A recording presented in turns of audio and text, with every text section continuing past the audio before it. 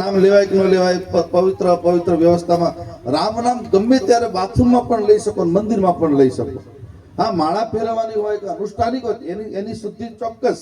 પણ રામ નામ માટે અપવિત્રમ પવિત્ર વા, તુલસીએ પણ કહ્યું છે કે તમામ પ્રકારના અપવિત્રોને પવિત્ર કરનારું ભગવાનનું નામ.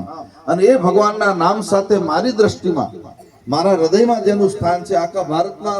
અનેક સંતો છે, નિર્મલદાસજી બાપુ અને નાગેશ બાપુ, પતિત્વાનંદજી બાપુ, આ બંને સંતો માત્ર ને માત્ર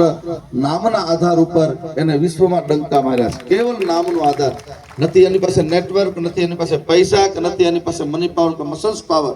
પણ રામ નામના કારણે આવા ત્યાગી સંતો જ્યારે આપણને પ્રાપ્ત થયા છે, ત્યારે બાપુનો આ સંકલ્પ ડબલ કરવાનો છે.